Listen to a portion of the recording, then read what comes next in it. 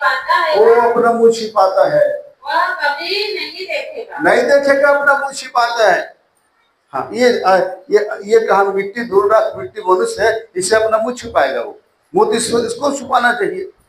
जब पाप करता है तो आदम और हवा ने जब पाप किया तो मुंह छुपाए कि नहीं छुपाए? छुपाए ना, झाड़ी में छुपे रहे हम लोग, परमेश्वर से डरे ना, मुंह छुपाए। तो कहता है परमेश्वर मुंह छुपाए, और क्यों छुपाएगा तुमसे? तुम छुपाओ। संसार के लोगों की बातें एक से एक बातें होती है, परमेश्वर नहीं, भूल गया बोलते हैं। सर्वशक्तिमान हमारे गुनाहों को भूल जाएगा। वो तो एक एक का लेखा है वहां पर, वो कैसे भूलेगा? जब तक तलछट है, आंखें नहीं खुली है, तब तक वो नहीं जानता कि परमेश्वर कौन है। और परमेश्वर को तब जानेगा जब रास्ता से वो तब से बंद हो जाएगा, कोई रास्ता नहीं दिखेगा। हाथ पैर कटने के लिए आ जाते शुगर में। हाँ। जब पता चलता है आंख निकाल दी जाएगी तब आप आंख के लिए रोते हैं। पता कहता डॉक्टर कहते तेरे आंख नहीं बचा सकते, तब कहते आंख को कौन बचाए? आंख देने वाला परमेश्वर के पास आते हैं। जब पता चलता है पेट में कैंसर हो गया तो फिर पेट के कैंसर कहीं इलाज नहीं है, तब वो आते हैं उसके पास में। जब बड़ी बड़ी समस्याएं परमेश्वर आने देते उनके जीवन में, तब आते हैं परमेश्वर का। परमेश्वर को मालूम है कि कौन कैसे आएगा, कौन कैसे आएगा, वो अच्छी तरह जानता है। जिसको चुना है उसको निकालना जानता है वो। अरे हम उसकी सृष्टि है, उसने हमको बनाए हैं, और हम उसको कहें कि हम मुंह छिपाएगा हमसे? वो तो देखते हैं हमको। यहाँ पाप बुराई अंदर भरी हुई है और कहते हैं परमेश्वर दिखता नहीं है। कहां से परमेश्वर दिखेगा? स्वर्गदूत दिखते नहीं है, कहां से दिखेंगे?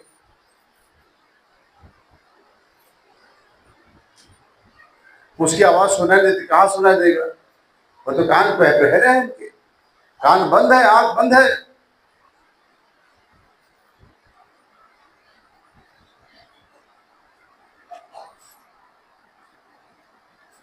एक वचन और पढ़ लेंगे आप, भजन संहिता 94 अध्याय का 6-7 पद।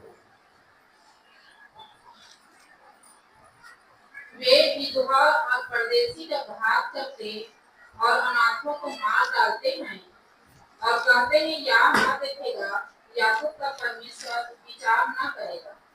हाँ, क्या कहते हैं? वे विधवा और परदेशी का घात करते हैं और अनाथों को मार डालते हैं। वे विधवा और परदेशी का घात करते और अनाथों को मार डालते। अनाथ जिनका माथा पिता नहीं है उनको मार डालते हैं। हाँ, विधवा और परदेशी पर घात करते हैं। अब ये कहते हैं या न देखेगा, याकूब को परमेश्वर विचार न करेगा।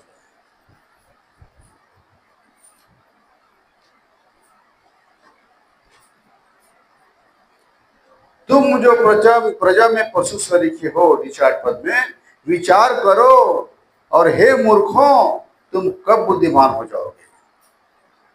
जिसने कान दिया क्या वह आप ही नहीं सुनता? जिसने आंखें रची क्या वह आप ही नहीं देखता? वह जाति जाति को ताना देता और मनुष्य को ज्ञान सिखाता है, क्या वह न समझाएगा? क्या वह मनुष्य की कल्पनाओं को तो जानता है कि मिथ्या है? ये यार क्या ही धन्य वह पुरुष जिसको तू ताड़ना देता है और अपनी व्यवस्था सिखाता है, और तू उसको विपत्ति के दिनों में उस समय तक चैन देता रहता है जब तक दुष्टों के लिए गड्ढा नहीं खोदा जाता। तो प्रियों, वो सताने वाले लोग कहते हैं कि परमेश्वर नहीं देखेगा। परमेश्वर सब कुछ देख रहा है। उसने हमको कान दिया है वो नहीं सुनेगा, उसने हमको आंख दिया वो नहीं देखेगा। जब तक तलछट है, मैं फिर बोलता हूं, बहुत से विश्वासी भी है ऐसी तलछट जब तक है पियो, आपके अंदर पाप बुराई क्षमा नहीं की गई है तो आपका दंड नहीं हटाया जाएगा, ये भी जान लो। आप कहोगे पास्टर हाथ रखने का हम ठीक हो जाएंगे, कुछ परसेंट ठीक हो जाएंगे, बहुत विश्वास करने के लिए आपको आपके जीवन में काम करेगा, लेकिन पूरी तरह से ठीक होने के लिए आपको अपने गुनाह को सच्चा प्रस्ताव यहाँ पर करना होगा। और जब आप सच्चा प्रस्ताव करेंगे तब आप छुटकारा पाएंगे। ये तलछट क्या है मैं आपको बता दूं। ये तलछट क्या है, आप पहले कुरिन्थियों निकालिए,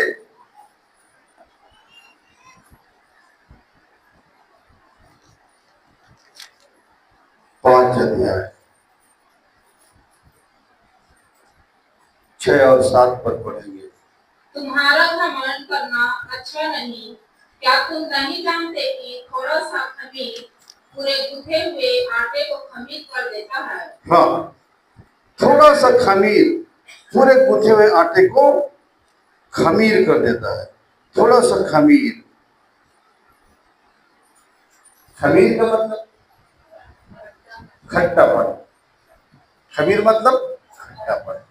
जो ताजा आटा है वो हमारे स्वास्थ्य के लिए उत्तम है, और मिनरल्स पाई जाती है, प्रोटीन विटामिन पाए जाते हैं, मिनरल्स पाए जाते हैं ताजा आटा में। लेकिन जब वो खमीर खट्टापन आ जाता है तो आटे को खराब कर देता है। इसीलिए कहा जाता है कि आप आटे को ज्यादा दिन फ्रिज में मत रखो, बहुत समय, तो उसमें बैक्टीरिया आ जाते हैं और उसमें खट्टापन आ जाता है। ब्रेड बनाने के लिए, डबल रोटी बनाने के लिए आटा को खट्टा किया जाता है, थोड़ा सड़ाया जाता है, तब ब्रेड बनता है। और तो समझिए आप, इसमें खट्टापन आता है ब्रेड खाओगे तो। खाओ ब्रेड खाएंगे खट्टा लगेगा सबको। क्या है खमीर? मतलब खट्टापन, मतलब बुराई, बुराई, अधर्म, गंदगी। वो परमेश्वर में जीवन नहीं चाहता। वो कहता है कि ताजा गूथा हुआ आटा मुझे साफ करने का लिखा है। पुराना खमीर निकाल कर अपने आप को शुद्ध, पुराना खमीर निकाल कर अपने आप को शुद्ध करो कि नया गूथा हुआ आटा बन जाओ। पुराना खमीर निकाल दो, अपने आप को शुद्ध कर लो, अपने तलछट को छान लो। यहाँ पर छने के उसके पास में आपको तलछट, आपकी बुराई, तो परमेश्वर आपके अंदर की सब बुराई को दिखाएगा। कहां पर आपने मूर्ति पूजा किया, कब तक किया? परमेश्वर कहता है तो मुझे छोड़ दूसरों को ईश्वर रखे ना माना। लेकिन आपने उसको छोड़ करके ईंट पत्थर को और सृष्टि की चीजों को उपासना किया, उस पिता को, परम पिता को छोड़ दिया। हाँ, ये सब कुछ दिखाई देगा। आपने जादू टोना किया या आपने करवाया, ये सब कुछ आपने परमेश्वर को किया। आपने मूर्ति खोद कर अपने बनाया, ये यहाँ पर खरीदा जाता पूरा करके, और उसी खरीदे हुए को पास जाकर के कहते हो कि हे ईश्वर, हे भगवान, हमारे दुख को दूर कर दे।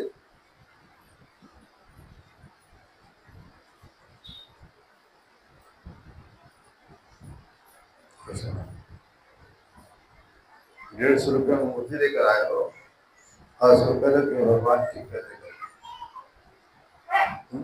बनाने वाला खुद उसको बना दिया है। जितनी भी चीजें आपने व्यभिचार किया है, मूर्ति पूजा भी व्यभिचार है, आत्मिक व्यभिचार, और दूसरा शारीरिक व्यभिचार होता है। आप व्यभिचार है या फिर आपने चोरी किया है, आपने हत्या किया है, आपने झूठी साक्षी दी है, आपने लालच किया है किसी भी चीज का, और ये सब कुछ करने के बाद में सारी बुराई है, बेईमानी है, झूठ है, छल है, कपट है, चुगली है, आपने दूसरों के लिए गड्ढा खोदा है, कि कुछ भी आपने अपने जीवन में काम किया है, बहुत कुछ करता है मनुष्य जीवन भर में, वो सब को याद करते हैं हम, कहते हैं पिता मैं एक अच्छा मनुष्य नहीं हूँ, मैं अपने जीवन में बहुत सी बुराई, बहुत सा धर्म किया हूँ, मेरे अंदर तलछट है पिता, पूरा मैल है पूरा अंदर, ये छाने नहीं गया है पिता आज तक, इसीलिए मैं अपनी बुराइयों का दंड पा रहा हूँ, अपने कर्मों का ही दंड पा रहा हूँ। आपने लिख दिया है क्या ये लोग ये दुख तेरे जीवन में होगा इन सब पापों के कारण से। जब हम मैं सब भोग रहा हूँ, जब यहाँ पर आप पुरुष के पास आते हैं, प्रभु यीशु से प्रार्थना करते हैं, कहते हैं प्रभु मैं पापी हूँ, मैं आपके पास लौट के आया हूँ या आई हूँ, मुझे क्षमा कर दीजिए। आप गिनाओगे, मैंने मूर्ति पूजा किया, मैंने जादू टोना किया, मैंने करवाया, मैंने व्यभिचार किया, मैंने लालच की, मैंने चोरी की, मैंने हत्या की, सब कुछ को आप बेईमानी की, किसी के प्रति गलत किया, किसी को गड्ढे में डाला, किसी के साथ षड्यंत्र रचा, सब कुछ आप खुदा के पास रख दो, अपने आप को खाली कर दो। ये सब मैल यहाँ पर आपकी खाली कर देगा, प्रभु छान देगा, उसका लहू आपको धो देगा। यीशु के लहू को मांगो, उस लहू से मुझे धो दे, और छान देगा आपको, साफ कर देगा, आपको क्लियर कर देगा, और तब आप एक नई सृष्टि बन जाओगे, नई सृष्टि। वो कहेगा तू मेरा है, तो मुझे बहुत शुद्ध दिख रहा है, पवित्र दिख रहा है, तो अब निष्पाप हो गया है, मैंने तेरे सारे पाप धो दिए, तेरे अब तक के सब कर्मों का पाप धो दिए, पर आगे मत करना। ये है तत्क्षण से हम छूटते हैं, पिता से पास आते हैं, तब हम तत्क्षण से छूटते हैं प्रियो, और तब जाकर के हमारे गुनाह और हमारा पाप क्षमा होता है यीशु मसीह के पास आने के बाद में। हम प्रभु के पास आके क्या कहते हैं, भजन संहिता 32:5 को कहते हैं, भजन संहिता 32:5 क्या करना है, भजन 32:5 पढ़िए। जब मैंने अपना पुत्र पाप तुझ पर प्रकट किया, जब मैंने अपना पाप तुझ पर प्रकट किया, तुझ पर प्रकट किया, और अपना अधर्म न छिपाया, और अपना अधर्म न छिपाया, और कहा मैं यहोवा के सामने, मैं यहोवा के सामने अपने अपराधों को मान लूंगा, अपने अपराधों को मान लूंगा, तब तूने अधर्म और पाप, मेरे अधर्म और पाप को क्षमा कर दिया। जब मैंने मान लिया, क्या मैंने अपने अधर्म को मान लिया, मैंने अपने पाप को मान लिया। उड़ाऊ पुत्र जब वापस आए अपने पिता के पास, तो क्या किया, वो माना, सब कुछ माना। हाँ, अब कहा मैं तेरे बेटा कहलाने लायक नहीं, मुझे मजदूर, नौकर नहीं, मजदूर के नहीं रख ले। नौकर तो तनख्वाह पाता है, मजदूर रोज कमाता है, आज काम है, कल मत आना। वो भी पेट भर खाता था उसके पिता घर में, उस मजदूर के नहीं रख ले, बेटा कहलाने लायक नहीं हूं। जब प्रभु जक्कई के घर जाते हैं, जक्कई को अपना पूरा पाप दिखता है, वहीं पर जक्कई प्रस्ताव करता है, यीशु मसीह ग्रहण करता है, उसके बाद जक्कई कहता है आज से मैं अपनी आधी संपत्ति कंगालों को देता हूं, और जिसका जिसका मैंने लूटा है उनको मैं 4 गुना वापस कर। ये है पश्चाताप। आप पश्चाताप कर रहे हैं क्यों, तो किसी प्रति आपने ज्यादा गुनाह कर दिया है, उसके पास जाकर जरूर कहना कि मैंने आपके साथ धोखा किया या आपके साथ गलत किया, मुझे क्षमा कर। अगर किसी के ज्यादा बिगाड़ा है, किसी के हानि है, तो जरूर क्षमा मांग लेना। वो कहेगा कि व्यक्ति मुझसे क्षमा मांग रहा है। क्षमा हमें, जब हम झुक जाते हैं तब हम उठ जाते हैं। जैसे हम झुकते हैं वैसे प्रभु हम बड़ा होते हैं, छोटा बनने के बाद ही हम बड़ा होते हैं। अब उसकी दृष्टि में आप बड़ा बनोगे, क्योंकि आप अपने आप को क्या कर दिए, हमारे घमंड को हम तोड़ दिए, हमारे अभिमान को, ईगो को हमने झुका दिया। बहुत से पति पत्नी ईगो रहते हैं, वो झुकते नहीं है ना, तलाक तक न बोलता भी आने, पति भी ऐसा किया, पति भी ऐसा किया, अड़े हैं बिल्कुल। ईगो टकराता है तब लड़ाइयां होती है। यीशु मसीह के पास सब ईगो खत्म हो जाता है आने के बाद में, ये सब प्रकार के घमंड खत्म हो जाता है। उसके पास आने के बाद तो लगता है पिता मैं क्या हूं, मैं तेरा बेटा कहलाने लायक नहीं, तेरा दास कहलाने लायक नहीं हूं प्रभु, मैं एक तुच्छ मनुष्य हूं। वहां पर आने के बाद सच्चे दिल से पछतावा होता है, और तब फिर हम केवल मानते ही नहीं हैं, हम केवल मानते ही नहीं हैं, हम छोड़ भी देते हैं।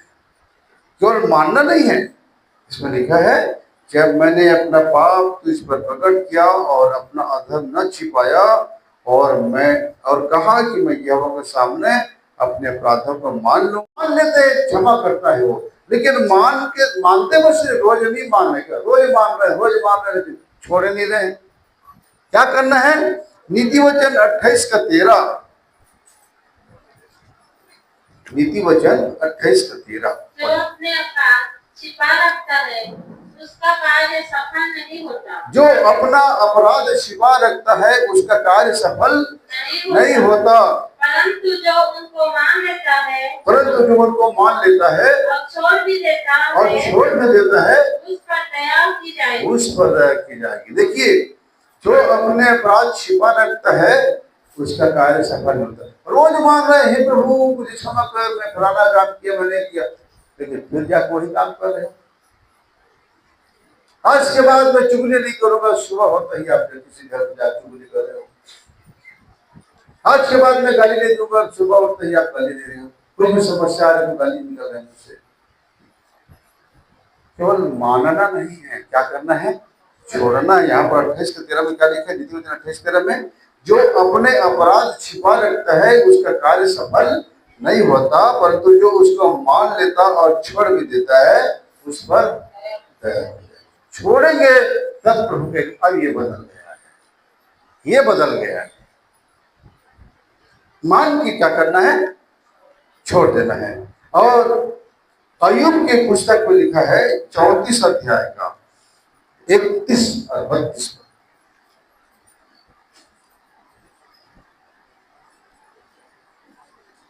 क्या किसी ने कभी परमेश्वर से कहा मैंने दंड सहा, अब मैं भविष्य में बुराई ना करूंगा? जो कुछ मुझे नहीं सूझता वह तू मुझे सिखा दे, और यदि मैंने टेढ़ा काम किया हो तो भविष्य में वैसा ना करूंगा। हाँ, क्या किसी ने कभी परमेश्वर से कहा मैंने दंड सहा, अब मैं भविष्य में बुराई नहीं करूंगा? जब आता है दंड तो प्रभु के पास आ रहे हैं, और छूट जा रहे दंड से तो फिर वही रास्ते में जा रहे हैं। नहीं, वो लिखा है क्या किसी ने कहीं परमेश्वर से कहा कि मैंने दंड सहा, अब मैं भविष्य में बुराई ना करूंगा? आप भी कह रहे मैंने सहा दंड, अब नहीं करूंगा बुराई, अब मैं वो काम नहीं करूंगा जिस काम से दंड आता है। आगे कहा है जो कुछ मुझे नहीं सूझता वह तू मुझे सिखा दे, मैं नहीं समझ पाता उसे सिखा दे मुझे। यदि मैंने टेढ़ा काम किया हो तो भविष्य में वैसा नहीं करूंगा। हे पिता, जो जो टेढ़ा काम मैंने किया है आगे मैं नहीं करूंगा। इसी को कहते हैं परिवर्तन, इसी को कहते हैं नया जीवन, इसी को कहते हैं नया जन्म, इसी को कहते हैं नई सृष्टि। आप जब नई सृष्टि बनोगे आप पुराना हर काम छोड़ दोगे, क्योंकि याद रखो अगर पिता के पास नहीं जा सके तो बड़ी भयंकर जगह में आप जाओगे, और जिंदगी बहुत कम बचा हुआ है। इसीलिए लौट आओ, सच्चे दिल से पछतावा करो, तलछट को, मैल को छानने दो। यहाँ पर छानने दो। यहाँ पर लोग क्या करते हैं, जिनके जीवन में मौका नहीं मिल रहा था ना, तब तक शांत दिखते हैं, अरे कोई बुरा नहीं, बढ़िया आदमी है, बढ़िया आदमी है। और जैसे मौका आया ये बेटा सामने बैठा है, एक आदमी को बढ़िया आदमी समझे, ये प्रभु का दास है, ये बढ़िया है, और खा लिया, उसने लूट के और इसको ठग दिया, 22 लाख रुपया। और बढ़िया आदमी था ना? नहीं था। पहले बढ़िया आदमी दिखता है लेकिन तलछट बैठा हुआ था, साफ दिख रहा था पानी, वो मेल बैठा हुआ था, अपने आप को बगुला भगत बना के चुपचाप सुंदर दिख रहा था, बढ़िया।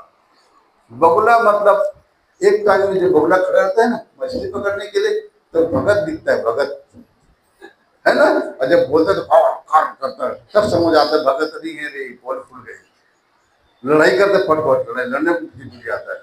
उसी प्रकार बहुत से लोग अपने आप को बढ़िया साफ दिखते हैं, अच्छा मनुष्य, अच्छा इंसान दिखाते हैं, लेकिन अंदर में क्या बैठा है? आज सब तलछट छानने दो, यीशु के क्रूस के पास आ जाओ, कहो खुदा मैं तेरे पुत्र कहलाने के लिए मैंने स्वर्ग की दृष्टि में तेरे स्वर्ग के विरोध में और तेरे दृष्टि में पाप किया हुआ पुत्र ने कहा अवश्य आप भी गए। अपने गुनाहों को मान लीजिए, एक एक पाप पिता के पास रख दीजिए और कहिए कि हे पिता मैंने किया और आज से नहीं करूंगा, मैं आज से माफ कर देता। रोज रोज पश्चाताप करो, देखना कैसे पिता माफ करता है। प्रभु यीशु मसीह आपके गुनाहों को क्षमा करेंगे, तब पिता आपसे बात करेगा।